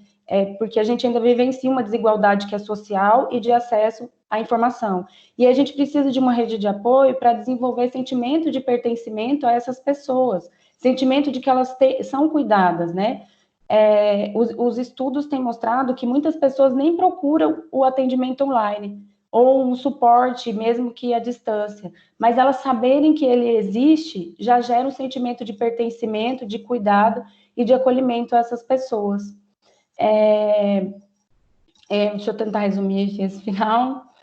Então, a gente precisa agora, acho que um desafio da atenção psicossocial agora, do cuidado de saúde mental, além de não medicalizar, então, tentar usar estratégias como as PICs, né, as práticas integrativas complementares, pensar em cuidado à distância, estratégias de suporte online, eu acho que esse é o desafio de acolhimento, de grupos,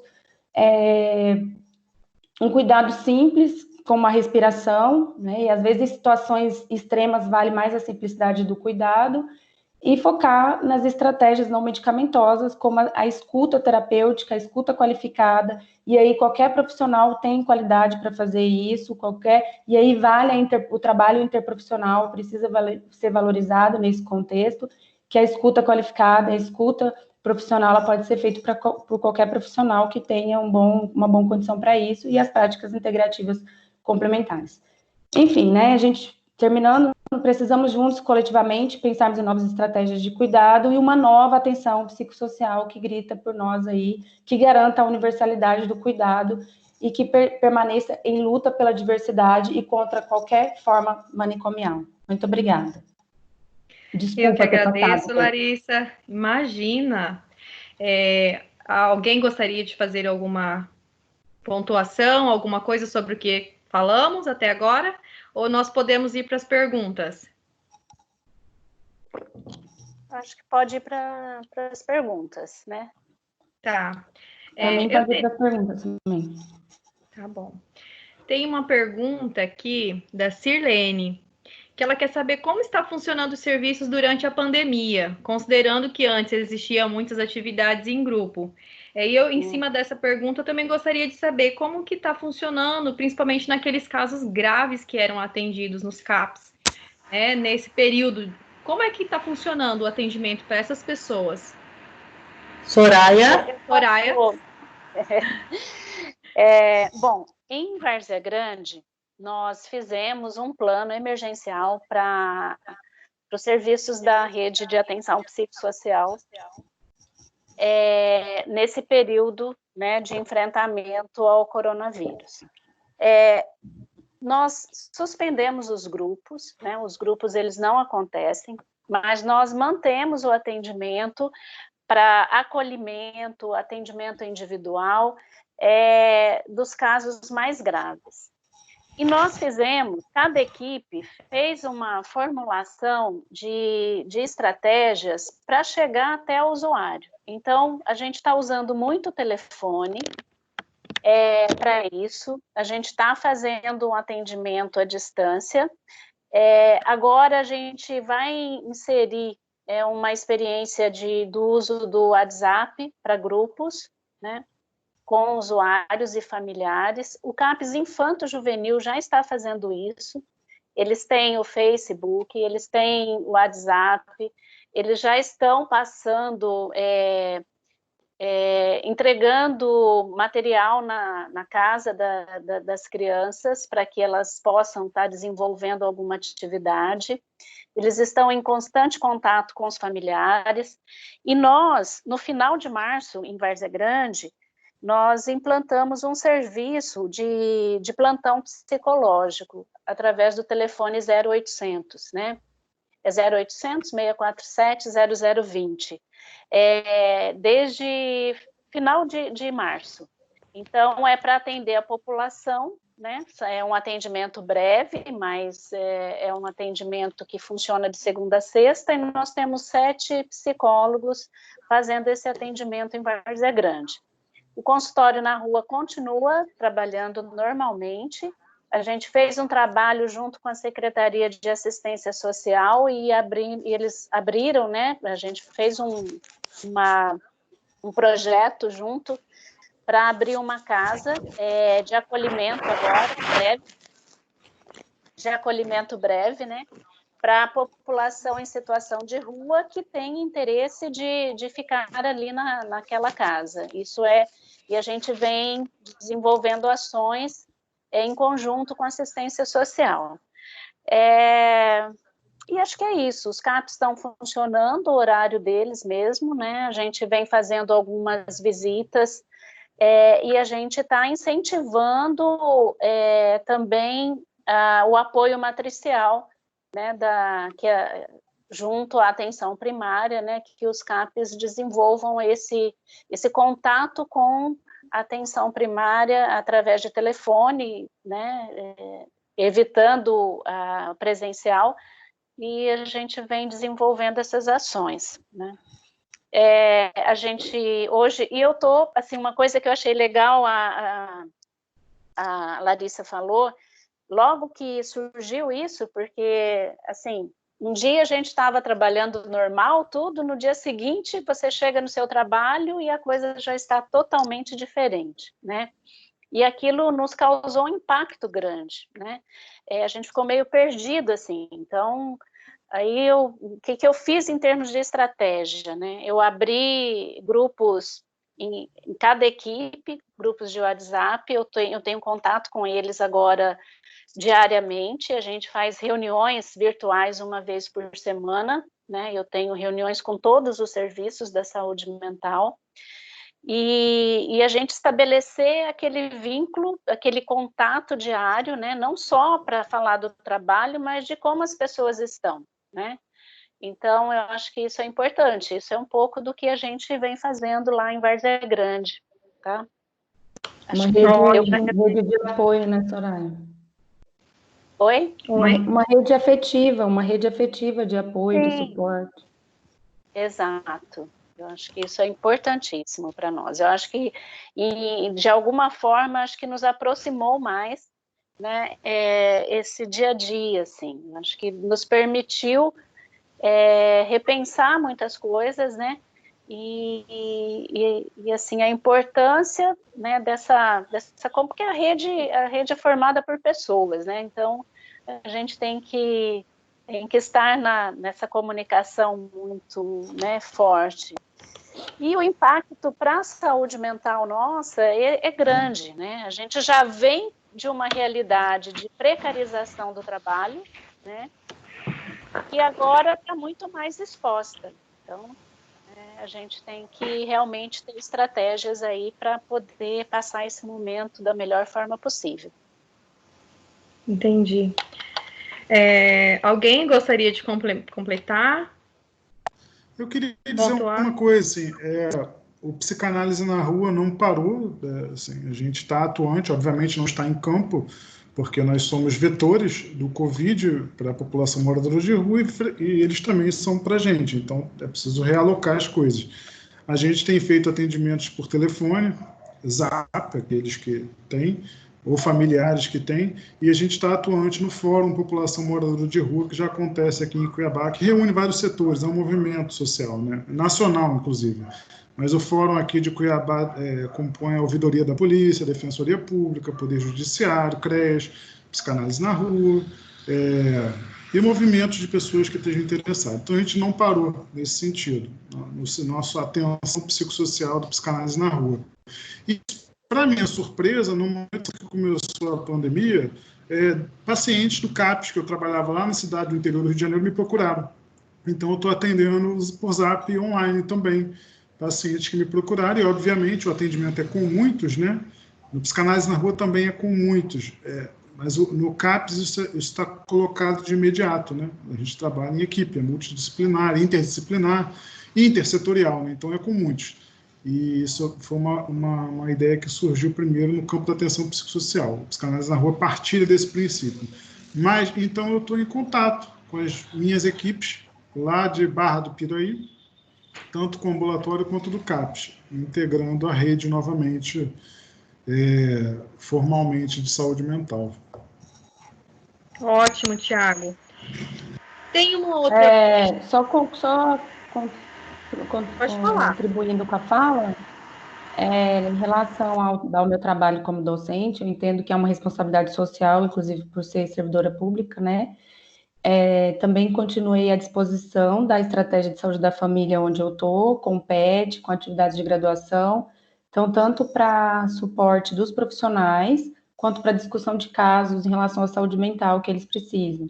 E aí a gente mantém essas discussões ou esse acolhimento via WhatsApp ou via telefone. Ok. Eu também queria fazer uma contribuição nessa pergunta. Eu sou da Secretaria Municipal de Saúde de Cuiabá, mas no momento eu estou de licença para poder já ingressar na aposentadoria, mas eu tenho contato com o pessoal lá e eles as atividades dos CAPs, dos ambulatórios, só não está tendo a atividade que aglomera pessoas. Os outros atendimentos estão acontecendo normalmente, acolhimento, as consultas individuais. E na fala da Soraya, quando disse que a saúde mental é sempre precarizada, é sempre deixada de lado, né? Sempre foi assim, tem sempre uma negligência. E agora, na pandemia, isso piora um pouco mais. Mas eu também estou vendo um lado positivo, porque tem algumas coisas que a gente está vendo como possibilidade agora, e que a gente não via antes, né? Vou dar um exemplo, a questão da supervisão de CAPs. Na Secretaria Estadual, a gente viaja 1.200 quilômetros, 1.500 quilômetros para supervisionar um CAPs. Olha a facilidade que a gente vai ter de supervisionar um CAPs agora, fazendo uma web, né, conferência, web reunião como essa daqui. Então, abrir os nossos olhos para possibilidades assim incríveis. Está acontecendo grupos terapêuticos, a Secretaria Estadual hoje é um sucesso, uma coisa de louco, uma coisa muito linda, muito bonita. E quando é que a gente ia pensar em fazer isso se não fosse essa necessidade de isolamento social, né? Acho que ia ficar bem difícil de aparecer essa ideia. O atendimento individual também já está acontecendo na SES, está muito bom, as pessoas estão... assim, o acesso mesmo. Ainda estamos começando, eu creio que isso vai melhorar bem mais. Mas eu queria pontuar essas coisas positivas, né, que eu estou vendo aí em tempos de pandemia, bem legal. Mas eu quero que a pandemia... Entrando um pouquinho na sua fala, Cida, tem uma outra pergunta que vai questionar sobre a efetivação dessa supervisão dos CAPs. Então, ela fala que gostaria de saber um pouquinho mais sobre a efetivação da supervisão das equipes do CAPs, porque para a Rita, né, parece que esse dispositivo é fundamental para que as equipes tenham a clínica como norteadora do trabalho e a efetiva ruptura com a lógica manicomial. Então, ela quer saber um pouquinho mais de como é que funciona, mais ou menos o que eu entendi. Sim. E o que você começou a falar, né, sobre essa supervisão dos CAPs. Certo. Então, eu coloquei como uma das coisas que precisa acontecer para que a gente avance mais na questão da luta antimanicomial, que é a qualificação dos profissionais, a qualificação dos serviços. E uma das ferramentas é a supervisão clínico-institucional. No município de Cuiabá, Rita, Rita e mais quem, né, se interessa pelo assunto, eu vou falar nós porque eu ainda não aposentei, ainda estou lá, ainda meio que faço parte ainda do projeto, né? A gente está planejando ter, sim, 5 supervisores clínico-institucional em Cuiabá, para os 5 CAPs que existem em Cuiabá. Foi feito o edital de divulgação, aí veio a Covid e virou tudo de cabeça para baixo, mas o edital está pronto a ser publicado e vai ser, sim, contratado aí o supervisor clínico institucional para os CAPs de Cuiabá. E na Secretaria Estadual também a gente está trabalhando com um projeto para que a Secretaria implante a supervisão clínico institucional. Talvez tenha um outro formato, diferente desse de Cuiabá, mas o objetivo é o mesmo. Talvez só a metodologia que vai ficar diferente, mas não tem problema, até porque na Secretaria Estadual a gente tem o estado inteiro, a gente tem as distâncias, enfim. Mas isso está sendo bem pensado, isso já está pautado em vários lugares e é projeto assim, concreto, está bem perto de ser concretizado. Acho que é uma né? Uma boa coisa. Que legal. Eu só gostaria de completar um pouquinho a questão da supervisão clínico, ela fez parte de estratégias do Ministério da Saúde, se não me engano, em 2007, 2006, não me lembro agora a data. 2008. 2008. Então, o Ministério ele destinava recurso, o município escolhia o supervisor e o Ministério pagava esse profissional, né, para aqueles municípios que aderiram a essa portaria do Ministério. Então, o Ministério ele teve, ao longo do tempo, várias estratégias para incentivar mesmo esse trabalho, fortalecer os serviços, né? Então, como Cuiabá, Várzea Grande também, a gente estamos correndo aí em paralelo, né, Cida? Devido ao recurso, né, que o Estado está investindo em alguns municípios, os maiores, né? O Estado está investindo em vários pontos de atenção para ser ampliado na nossa rede de atenção psicossocial, e uma das questões é a supervisão clínico-institucional. Então, os municípios, eles têm que também, como meta, né, devido ao recebimento desse recurso, instituir esse serviço, né? Então, nós também estamos, como Cuiabá, com o edital, né, a minuta do edital pronta, e esperando que passe esse momento para a gente poder estar divulgando. No nosso caso lá, serão 3 supervisores, né, para 3 serviços. Eu queria falar sobre a supervisão. Estão me ouvindo? Sim. Sim. Tá. Então, complementando e entrando junto, me solidarizando ao que a Cida e a Soraya colocaram, eu diria que a supervisão ela é o eixo possível de desmanicomialização interna às equipes. Como a Larissa falou, gente, mas vamos combinar, vamos lá. Quando você sai da sua formação, ainda está nela, vai fazer estágio, residência, acadêmico bolsista, seja lá o que for, num CAPES, num serviço de atenção psicossocial, você se encontra numa realidade complexa com casos complexos, né? É pedir para se desamparar, né? Pedir para se angustiar diante de um cenário desse. Obviamente, as práticas mais fáceis e mais rasteiras e menos científicas são as manicomiais. Então, assim, invariavelmente, a gente recorre a isso. A gente, né? Meu Deus, cadê o manicômio para dar uma situada? O que faz com esse paciente autista batendo cabeça, essa paciente esquizofrênica falando de coisas dentro do corpo dela? O que faz com isso, com o delírio que eu escuto? Então, assim, quando você está diante da realidade complexa brasileira, que já é de uma desigualdade material fervorosa, né? Surreal, e em áreas antidemocráticas como o nosso, a supervisão não é só uma ferramenta e um incentivo. Nesse sentido, Soraya, eu acompanhei essa portaria porque o meu CAPES, a gente estava buscando um jeito de colocar supervisor, e me surpreendeu quando a gente encontra uma portaria de incentivo. Tipo assim, ela é um eixo ordenador, o supervisor é membro da equipe, mas é um membro que fica do lado de fora, né? E necessariamente tem que ficar do lado de fora, porque o seu ponto é outro. É desmanicomializar as práticas que a equipe será convocada, inevitavelmente, pela complexidade dos casos, a assumir. Não há como. Vocês estão diante de casos complexos, inevitavelmente vocês vão pensar nas práticas mais fáceis e rasteiras que tem a torto e a direito. A supervisão, portanto, não é só incentivo e ferramenta. Isso é uma questão crítica na reforma psiquiátrica, nas suas discussões iniciais, né? É clínica ou é promoção de cidadania? Ela ficou nesse quiprocó, né? Essa portaria ministerial, portanto, ela é meio sintomática nesse sentido, porque ela vem revelar Um conflito interno da reforma que coloca a supervisão como incentivo. Eu sei que portaria essa não é incentivo, ou você tem supervisão, o Psicanálise na Rua tem supervisão, né? Eu participei de equipes de CAPS, CAPSIS, que tinham supervisão e o trabalho era de outra ordem, e o último CAPS que eu trabalhei, desse que eu falei recentemente, não tinha supervisão. A equipe era muito implicada, muito boa, como são as equipes do SUS.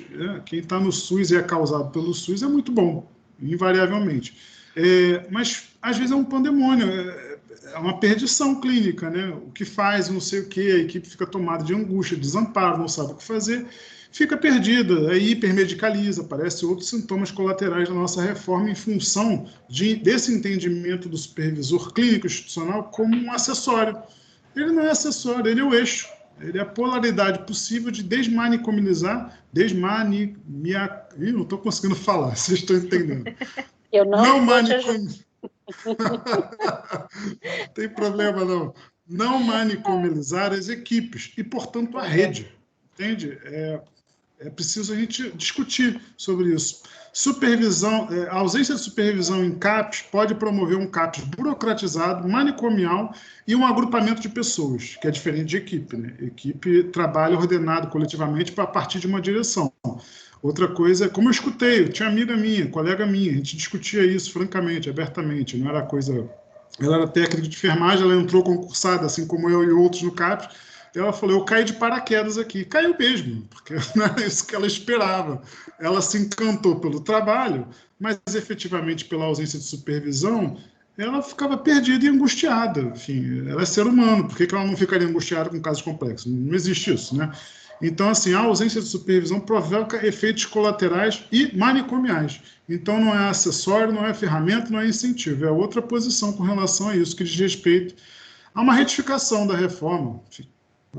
E o modelo manicomial ele já está clínica. dado, né, Tiago? O modelo manicomial já está dado, ele já está pronto, então é mais fácil você reproduzi-lo.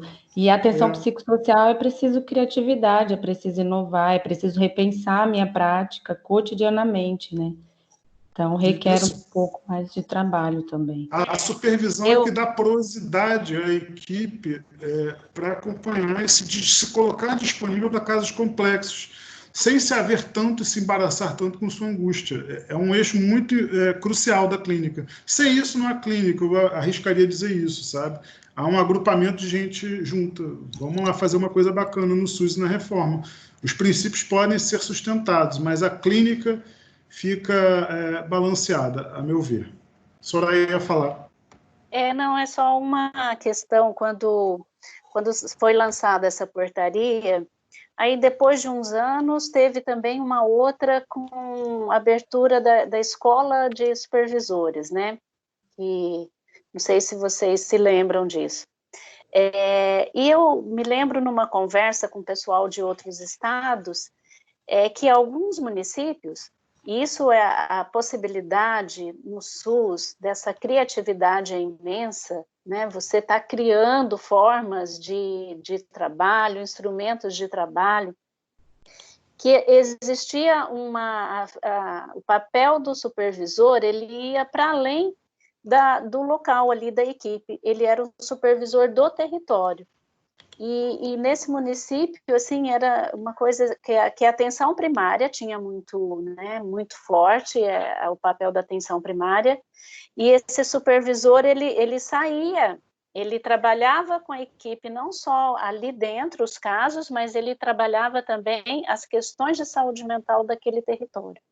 Então, isso é, assim, excelente, né, um trabalho, assim, que você não tem limites, né? Eu acho que eu falo para as equipes dos CAPs, né? A gente tem a todo dia, e eles têm autonomia para criar, né? A criatividade, ela é primordial, né? Eu acho que falar de saúde mental é falar também dessa coisa positiva, dessa alegria, dessa luta permanente. Eu acho que tem que ter isso também para a gente, né? Mas a supervisão para nós foi uma experiência muito interessante, porque nós tivemos nessa época, acho que dos 2 CAPs de Várzea Grande com um supervisor, né?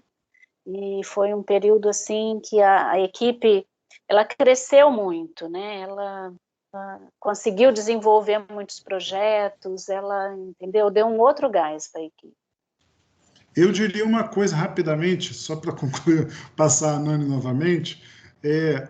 Eu penso que o supervisor ele limita um pouquinho o poder no sentido democrático, né?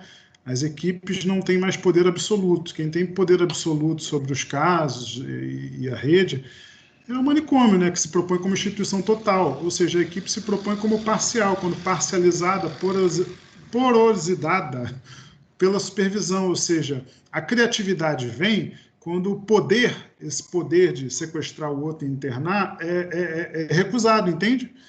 É uma relação dialética. É preciso recusar esse poder manicomial para adentrar o outro que vocês falaram, criativo, inventivo.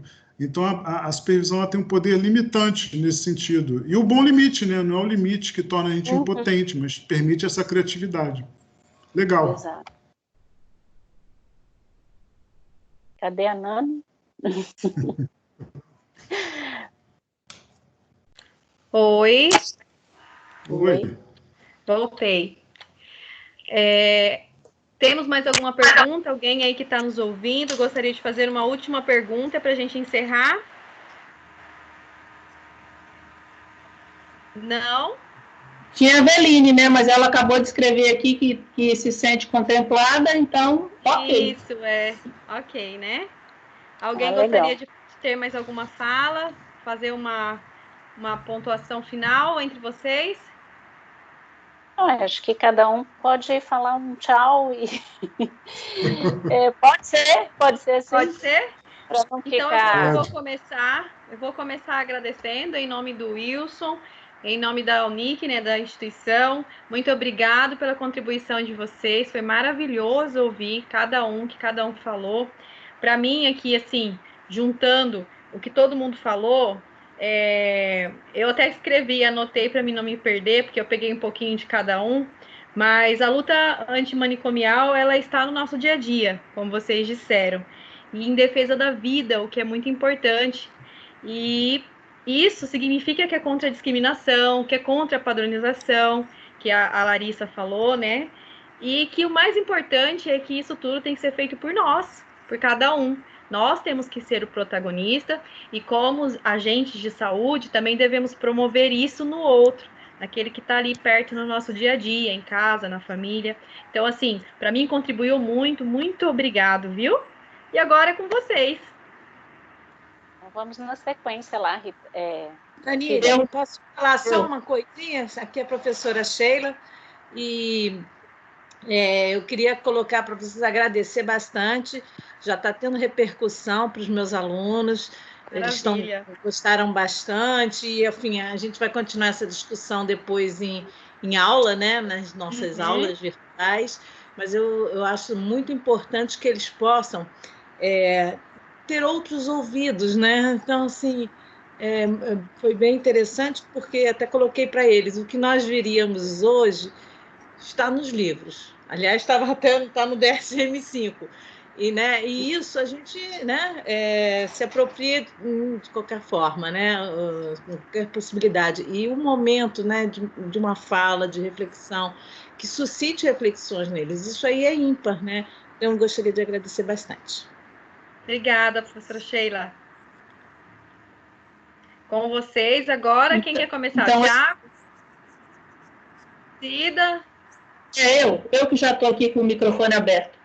Pessoal, foi um prazer muito grande estar aqui com vocês. Eu já estou pensando aqui na próxima, porque é uma ferramenta muito boa para a gente continuar contribuindo aí e fazer essa coisa que, para mim e para a Soraya, né? Para a Soraya mais que eu, que a Soraya tem 30 anos na saúde mental e eu tenho 14, as coisas estão muito lentas, né, para mudar. Quem sabe agora com essas ferramentas as coisas alcancem mais os trabalhadores da saúde, e como a gente falou aqui, somos nós, trabalhadores, que vamos fazer a transformação. O gestor, ele não tem conhecimento dessa área, é difícil, e quando tem, a gente tem algum gestor que tem conhecimento, ele se envolve com tantas outras coisas que ele não consegue dar uma atenção, né, significativa para essa área. Então, eu quero agradecer e já estou pensando na próxima, o que a gente pode fazer, nas possibilidades, e valeu em vocês aí que ficaram até o final, muito obrigada. Estou à disposição de vocês na Secretaria de Estado de Saúde, a área técnica de saúde mental. Precisando, fico lá no Palácio do Governo, ali na sede da Secretaria Estadual. Obrigada. Bom, eu também agradeço. Eu acho que esse é um momento muito que eu trago assim com muito prazer, né? Falar sobre a luta antimanicomial, estar com amigos, né? Isso me dá mais motivação para continuar, e esses 30 anos passaram rapidinho. E eu queria terminar com uma frase que a Bras me vem colocando, né? De até um ponto assim de reflexão e de motivação para a gente continuar na luta, é que uma dor assim pungente não há de ser inutilmente, né? E que a gente continue assim, porque não será inútil essa nossa luta, tá? Muito obrigada a todos vocês pelo convite. Então, obrigado pelo convite, obrigado, prazer conhecer vocês, espero que assim que der, seja pessoalmente, né, que é mais agradável, né, e ver também os participantes, ter outro tipo de troca, mas assim tem sido experiências bem interessantes. Só retomar, né, a reforma psiquiátrica, ela tem princípios, por ser antimanicomial, ela é inevitavelmente científica e política, né, e nós estamos vivendo ares antidemocráticos. E, como eu falei, tem um governo genocida e miliciando aí. Isso aí está na proa dessa chacina que está havendo, né? Não é só a Covid. A Covid é um vírus, ela é indiferente a isso. Há uma política pública de genocídio, né, à população. Ele já dizia no passado, né, que morram mais 30 mil, lembram disso? Uma frase dele? Morram 30 mil brasileiros, a ditadura deveria ter matado mais. Pois bem, está se efetivando, né? Enfim. E a reforma psiquiátrica, a despeito disso, sobrevive. É engraçado isso, né?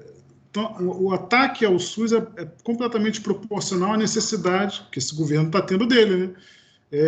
Ruim com o SUS, que nunca foi implementado em toda a sua potência. Enfim, a gente sabe que existem lugares que não chegou a atenção primária por falta de investimento, não é sacanagem de ninguém, né? São políticas públicas vindas do governo federal, esse genocida, que corrompem essa ampliação do SUS, mas a despeito disso é o SUS que eles estão precisando recorrer, né? Ruim com o SUS, como eles dizem, pior sem eles. Então, assim, inevitavelmente, eles podem advogar por terra plana e anti-ciência, mas é o SUS da ciência que eles estão precisando. Então, assim, princípios da reforma psiquiátrica, por ser democrática, basagliana e marxista, só pode ser radical. Enfim, fico por aqui. Até o próximo evento, tá bom? Boa noite. Pessoal, também quero agradecer. Foi muito potente esse momento, né? Foi muito rico. Eu também fiquei pensando aqui em novas oportunidades, novas possibilidades, novos encontros, né? Mesmo que online, para a gente manter essa rede de apoio, esse suporte, inclusive enquanto não há esse suporte de apoio institucional, clínica institucional, de alguns serviços, que a gente possa, talvez, manter momentos assim, de diálogo com os profissionais de alguns serviços, né, de trocas, de aprender junto, de aprender pelo coletivo e no coletivo, né, que é o que a educação permanente nos traz como aprendizado, que é o aprender no trabalho e pelo trabalho, no ato de fazer, na potência de cada né. Então, eu estou muito grata por este momento de troca, de acolhimento, de presença de pessoas até esse momento. E aí, complementando a fala da música que a Soraya traz, né, que é uma das frases que a Bras me tem trazido, que o complemento dessa frase na música é que a esperança também é equilibrista, né, e que aí o show...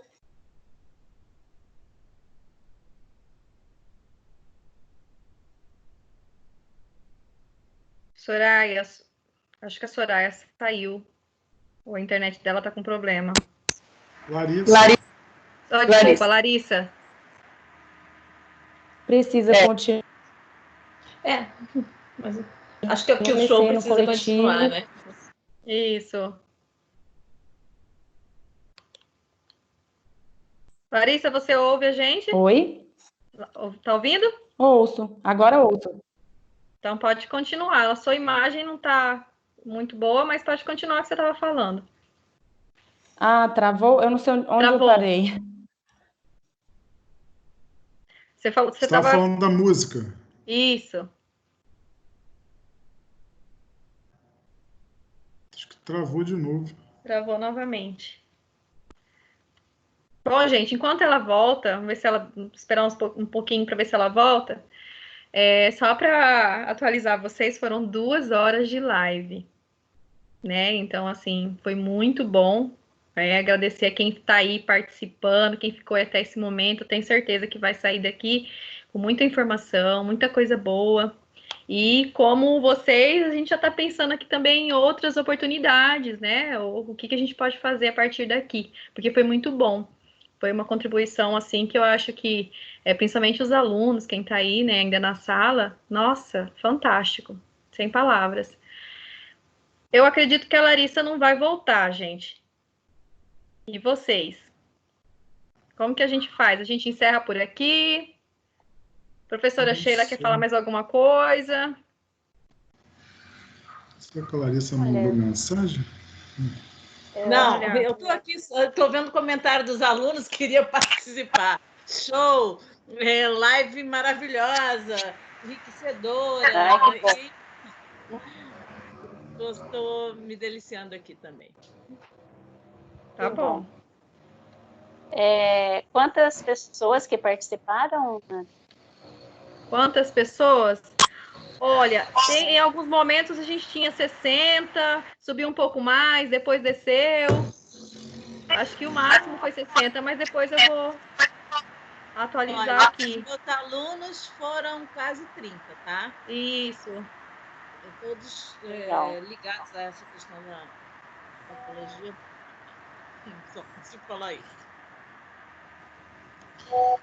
Ai, que ótimo. Tá bom, acho que a gente pode encerrar, então. Eu acho que sim. Porque a Larissa acho que não vai voltar. Tá com Também acredito que não.